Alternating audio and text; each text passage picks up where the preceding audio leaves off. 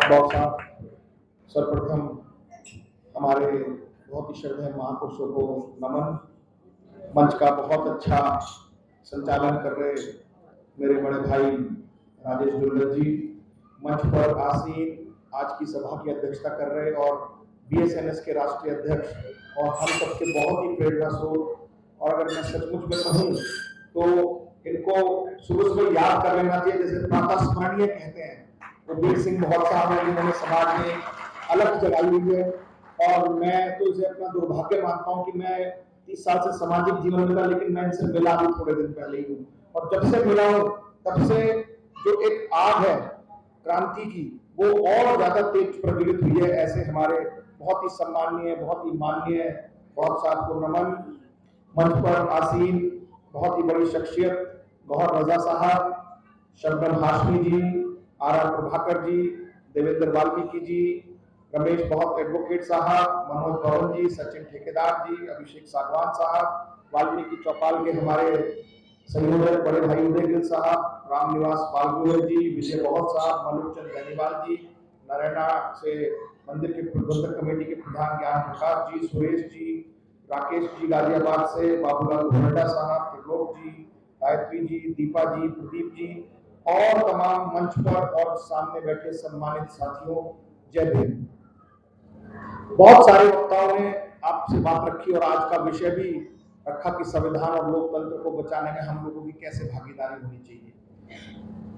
15 मार्च को जैसा आप सब लोग जागरूक लोग हैं, ऐसे ही कुछ जागरूक संस्थाओं के नुमाइंदों ने नई दिल्ली में एक मीटिंग करी और कहा कि हमारे पास दो ही तरीके हैं, या तो हम बैठ के घरों में आपस में फोन करें, व्हाट्सएप करें कि देश लुट रहा है, देश बर्बाद हो रहा है, संविधान खत्म हो रहा है, लोकतंत्र को खत्म किया जा रहा है, अब हम क्या करें, आएगा तो मोदी ही, इस तरीके की बातें करते रहे।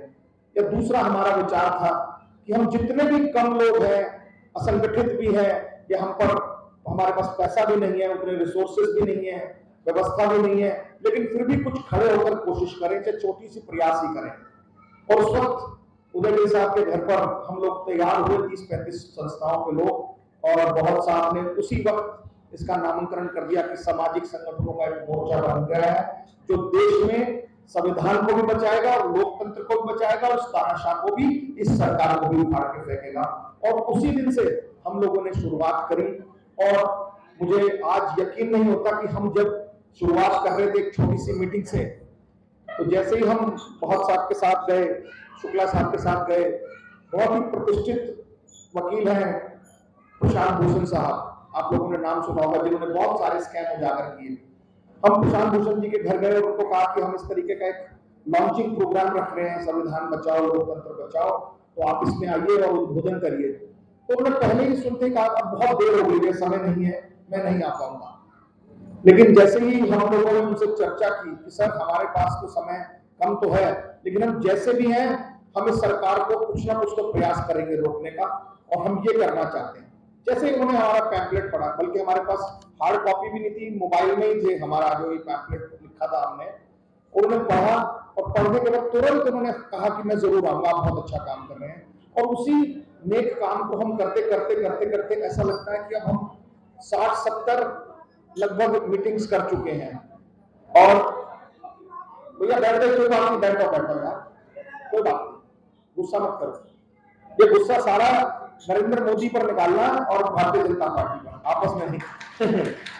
तो हम लोगों ने 60 से 70 मीटिंग की, दिल्ली एनसीआर में भी की, गाजियाबाद में भी की, नोएडा में भी की, गुड़गांव में भी की, और दिल्ली के तमाम शहरों में हम लोग अभी निरंतर कर रहे हैं। और मैं तो एक हफ्ते से छत्तीसगढ़ में भी मैं पैम्पलेट लेके गया था, और छत्तीसगढ़ में लगभग बस्तर में, कोरबा में, राजनांदगांव में, रायपुर में, भिलाई में, सब जगह हर डिस्ट्रिक्ट में मैं मीटिंग करके आया। और जब मैंने पैम्पलेट्स वहां दिया तो वहां का जो चुनाव लड़ रहे थे उन पार्टी के प्रत्याशियों ने भी सारा ये मैटर लेकर अपने पैम्पलेट पर छापकर आगे प्रचार किया। और वहां आपको मैं एक बड़ी इंटरेस्टिंग बात बताता हूँ, जिस सीट पर मैं गया था उस सीट का नाम है जांजगीर चांपा, जहां पर 1996 में काशीराम जी लड़े थे।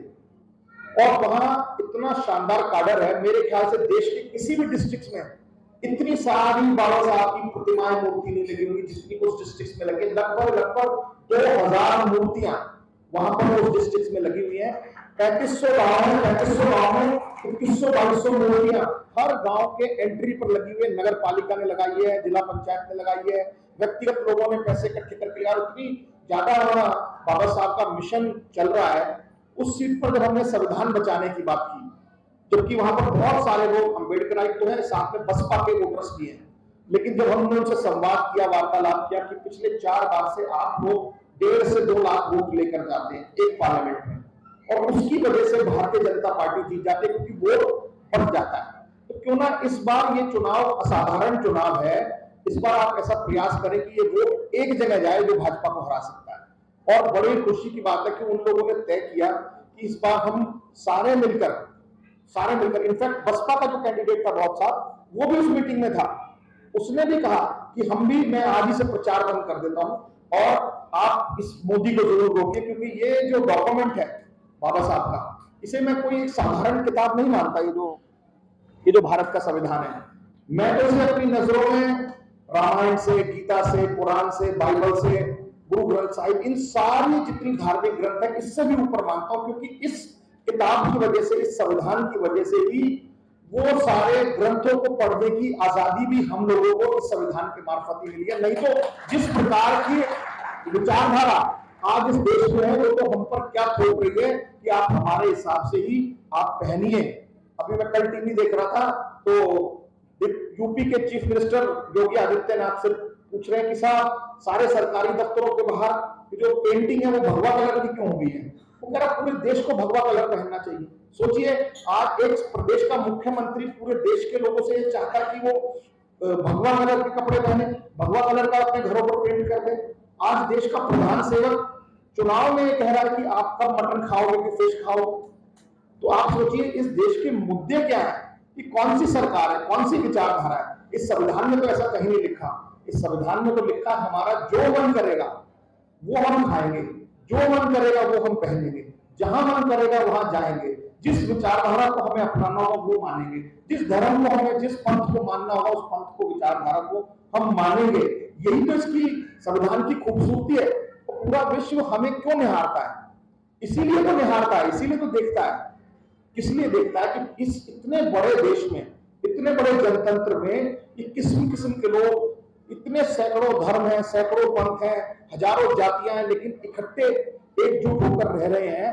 यही इसी संविधान की ब्यूटी है। इसीलिए इस संविधान में बाबा साहब ने इस संविधान में धर्मनिरपेक्षता का अधिकार दिया, समाजवाद का अधिकार दिया। जो आज की सरकारें हैं जो एक विशेष धर्म को थोपना चाहती है, एक विशेष व्यवस्था को थोपना चाहती है, ये कहीं ना कहीं इस संविधान की मूल भावना के साथ खिलवाड़ है। आज गौर रजा साहब हो या और कोई हमारे साथी हो, अगर वो इस्लाम धर्म मानना चाहते हैं माने, इसकी आजादी इसमें है।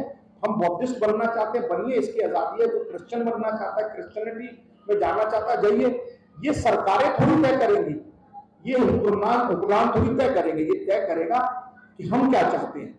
इस पर बहुत ही, हम समझ लीजिए कि इस वक्त बहुत ही गहन चर्चा पूरे देश में हो रही है। और हम क्योंकि दिल्ली में रहते हैं, देश की राजधानी में, तो हम पर ज्यादा जिम्मेवारी है, क्योंकि हमें सबसे ज्यादा सुविधाएं मिलती है। हम दिल्ली में रहकर ज्यादा तरक्की कर रहे हैं, तो हमें उतनी रिस्पॉन्सिबिलिटी अपनी ज्यादा दिखानी पड़ेगी। तो यही सब तय कर सामाजिक संगठनों का मोर्चा बना, जिसकी प्रमुख अग्रणी संस्था हमारी BSNSE है। आपने पैम्पलेट में पढ़ा होगा तो सबसे ऊपर नाम जो है भारतीय समाज निर्माण संघ का ही है। तो हम लोग उसकी तैयारी में लगे हुए हैं। 7 मीटिंग हमारी हो चुकी है, अगली मीटिंग्स और तेजी से हम करेंगे। और इसका समापन समारोह जो है वो हम नई दिल्ली में 19 मई रविवार को हम कॉन्स्टिट्यूशन क्लब में रफी मार्ग पर जो है नई दिल्ली में, वहां 2 बजे करेंगे, जिसमें पूरी दिल्ली NCR के हजारों लोग इकट्ठा होंगे। आप लोगों को भी जिम्मेवारी लेनी है कि वहां आप अपने साथियों के साथ, परिवार के सहित ठीक 2 बजे वहां पर पहुंचे। पूरे देश के बहुत सारे सामाजिक संगठनों के कार्यकर्ता, बहुत बड़ी बड़ी राजनीतिक हस्तियां, बहुत बड़े बड़े सामाजिक संगठनों के लोग वहां आकर आपसे वार्तालाप करेंगे, आपसे चर्चा करेंगे और बताएंगे क्यों हमें संविधान को बचाने के लिए इकट्ठा होना पड़ रहा है और कैसे ये संविधान आज खतरे में है। मुझसे पूर्व वक्ताओं ने संविधान को बताया कि खतरे में है। मैं तो 1-2 उदाहरण देकर अपनी बात समाप्त करूंगा कि जब इस देश की सबसे पुरानी और प्रिंसिपल ओपोनेंट पार्टी यानी कि विपक्षी पार्टी जो है कांग्रेस, उसके अकाउंट फ्रीज कर दिए जाते हैं चुनाव में, खाते सील कर दिए ताकि वो चुनाव में लड़ सके। तो और कैसे लोकतंत्र को खतरा होगा? झारखंड के एक आदिवासी मुख्यमंत्री हेमंत सोरेन को चुनाव आचार संहिता जारी होने के बाद कोई 20 साल पुराना फर्जी मुकदमा लगाकर उनको अरेस्ट कर लिया जाता है। दिल्ली के मुख्यमंत्री को अरेस्ट कर लिया जाता है चलते चुनाव में। जब लोकतंत्र में चुने हुए जनप्रतिनिधियों को आप जेल में डाल दो, दूसरी विपक्षी पार्टियों के लीडर्स को आप डराकर धमकाकर ईडी, सीबीआई, एनआईए और इनकम टैक्स का डर दिखाकर आप अपने दल में शामिल कर रहे हो, या देश में जितनी चुनी हुई सरकारें हैं, या तो भारतीय जनता पार्टी नरेंद्र मोदी अमित शाह का तो अब ये हो गया कि या तो आप हमें वोट दीजिए, देश की जनता को कह रहे हैं हमारी सरकार बनाए, नहीं बनाएंगे तो हम जो सरकार आपने बनाई है उसको तोड़ेंगे और उसको खंडित करेंगे। चाहे गोवा में इन्होंने सरकार, वहां के लोगों ने भारतीय जनता पार्टी को हटाया, लेकिन उन्होंने वहां पर सरकार तोड़ दी। अरुणाचल प्रदेश में सरकार तोड़ दी, मध्य प्रदेश में सरकार तोड़ दी, महाराष्ट्र में सरकार तोड़ दी। तो कितने राज्यों में निरंतर भारतीय जनता पार्टी चुनाव के बाद जब नहीं जीत पा रही है तो वहां एमएलए की खरीद फरोख्त कर या उनको डरा धमकाकर अपने दल में शामिल कर वहां की सरकारों को गिराकर भारतीय जनता पार्टी की रातों रात सरकार बना रहे हैं। आज सुबह हम देख रहे हैं कि यहाँ पर गठबंधन अगाड़ी की महाराष्ट्र में सरकार है। हम सब लोग सो गए, पता चला रात को राज्यपाल ने 12 बजे करीब दूसरे दल के नेता को बुलाया और रात में शपथ करा दी। ये कौन से देश के संविधान चल रहा है? तो यही लोकतंत्र को जो सबसे बड़ा खतरा है और आघात है, इसी पर हम सब लोगों को बहुत बड़ा चिंतन मंथन मनन करना है और हमें कोशिश करनी है कि जैसे बार बार हमसे पूर्व वक्ताओं ने कहा कि वोट बटे ना, और हम एक तरफ इंडिया ब्लॉक जो कि अभी इस वक्त भारतीय जनता पार्टी को शिकस्त दे सकता है या हटा सकता है, तो उसी पर हमें काम करने की आवश्यकता है। आने वाले समय में ऐसा नहीं है कि हम इंडिया गठबंधन के लिए वोट के लिए कह रहे हैं तो हम उनके साथ हैं, हम उससे भी उतनी तन्मयता से पुरजोर तरीके से जितने तमाम मुद्दे हैं उनके साथ लड़ेंगे। और इस वक्त देश में अगर वोट होना है तो वो होना चाहिए महंगाई पर, जिसमें कि यहाँ महिलाएं हमारी बैठी है। असलियत में मुद्दा क्या है? महंगाई, जिस पर मोदी सरकार ने कहा था कि बहुत हुई महंगाई की मार, अब की बार मोदी सरकार। तो आज महंगाई 3 गुना कैसे बढ़ गई? आज डॉलर के रेट कितने बढ़ गए? आज पेट्रोल के दाम 3 गुना बढ़ गए, डीजल के दाम 3 गुना बढ़ गए, गैस सिलेंडर के दाम बढ़ गए, दूध के दाम बढ़ गए, दाल के दाम बढ़ गए, चावल के दाम बढ़ गए, आटे के दाम बढ़ गए, अनाज के दाम बढ़ गए, बच्चों की फीस बढ़ गई, बिजली के बिल बढ़ गए, रेल का किराया बढ़ गया, प्लेन का किराया बढ़ गया, बस का किराया बढ़ गया। तो तमाम चीजें बेतहाशा महंगाई है। तो हमें चर्चा करनी चाहिए सरकार से कि आपने महंगाई कम करने के लिए क्या किया। दूसरा मुद्दा तो होना चाहिए था बेरोजगारी, क्योंकि पिछली बार मोदी सरकार ने कहा था कि बहुत हुई बेरोजगारी पर मार, अब की बार मोदी सरकार और 2 करोड़ रोजगार सालाना देने की बात की थी। 20 करोड़ रोजगार हमारे युवाओं को मिलने थे। एक वक्ता भी मुझसे पहले कह भी रहे थे प्रदीप जी कि कितने आने वाले समय में कितने लोगों को नौकरी मिलेगी। मुझे लगता है इस हॉल में जितने लोग बैठे हैं उनके या उनके बच्चे या उनके रिश्तेदार अड़ोस पड़ोस में, मैं नहीं समझता 10 साल में कोई भी एक सरकारी नौकरी किसी को मिलेगी। अगर किसी को मिली हो हॉल में संदर्भ में तो बता दीजिए कि 10 साल में किसी की नौकरी लगी हो। क्यों नहीं लगी? क्योंकि इस सरकार ने बड़ी साजिश के तहत आरक्षण को खत्म तो नहीं किया, लेकिन इनडायरेक्टली पीछे रास्ते से आरक्षण को खत्म भी कर दिया। जब सरकार में आप नौकरियां नहीं निकालेंगे तो एक तरीके से आरक्षण खत्म ही हो गया। जब आप ठेकेदारी प्रथा थोप देंगे तो आरक्षण खत्म ही हो गया। और अब तो और लेटरल एंट्री के माध्यम से ये ज्वाइंट सेक्रेटरी तक के अफसरान जो है भारत सरकार में लगा रहे हैं, ताकि और बाकी लोगों को निष्क्रिय कर दिया जाए जो लोग सिविल सर्विसेज पास कर जा रहे हैं। तो इस तरीके की साजिश ये सरकार लोकतंत्र के साथ कर रही है। इस पर हमें इन मुद्दों पर चर्चा करनी है। आज जो भारतीय जनता पार्टी के लोग या आरएसएस के लोग आपकी गलियों में आकर जय श्री राम की बात करते हैं, राम मंदिर की बात करते हैं, हिंदू मुस्लिम की बात करते हैं, बीफ की बात करते हैं, मांसाहार की बात करते हैं, आपसी वैमनस्य की बात करते हैं, उनसे पूछिए भैया क्यों आपकी सरकार ने रोजगार नहीं दिया, क्यों महंगाई कम नहीं की, क्यों बेरोजगारी इतनी बढ़ी है, क्यों हमारे देश पर आईएमएफ की रिपोर्ट है वर्ल्ड बैंक की कि हर व्यक्ति जो है वो लाखों रुपए कर्जे में इस देश का जो नागरिक है। देश इस सरकार ने जितना कर्जा लिया है शायद मैं समझता हूं किसी भी सरकार ने नहीं लिया होगा। और अंत में अगर एक बात कहूं कि इस देश का लगभग 85-90% जो व्यक्ति है वो इस सरकार से पिछले 10 साल में त्रस्त रहा है। आप महिलाओं की बात करिए, महिलाओं पर जितना शोषण, अत्याचार, व्यभिचार इस सरकार में हुआ शायद ही किसी सरकार में हुआ। मणिपुर में पूरे देश ने देखा कि कैसे एक सैनिक की पत्नी के साथ निर्वस्त्र कर कर उनको घुमाया गया। इससे बड़ा शर्मनाक कांड कोई पूरे देश में हो नहीं सकता। और उस वक्त देश का गृह मंत्री और देश का प्रधानमंत्री उस पर एक शब्द बोलने के लिए तैयार नहीं है। इसलिए महिलाओं के साथ क्या हुआ, खिलाड़ियों के साथ उनको घसीट घसीट कर ले जाया गया।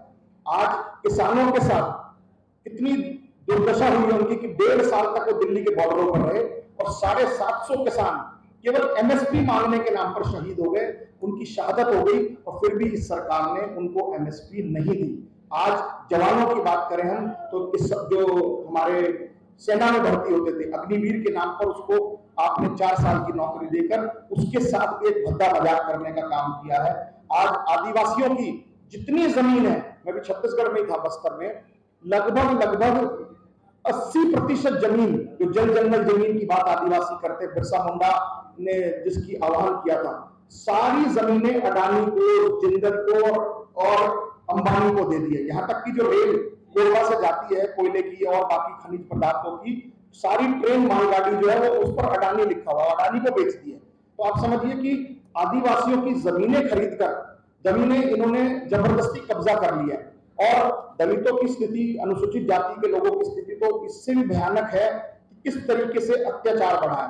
SC/ST प्रोटेक्शन 1990 एक्ट को इन्होंने एबॉलिश करने का काम किया था। वो तो 2018 2 अप्रैल को आप सब जागरूक लोग जब रोडों पर आए तो इस सरकार को वापस रिस्टोर करना पड़ा। नहीं तो इस सरकार की मंशा क्या थी कि उस SC/ST प्रोटेक्शन एक्ट को खत्म कर दे, आरक्षण को खत्म कर दे।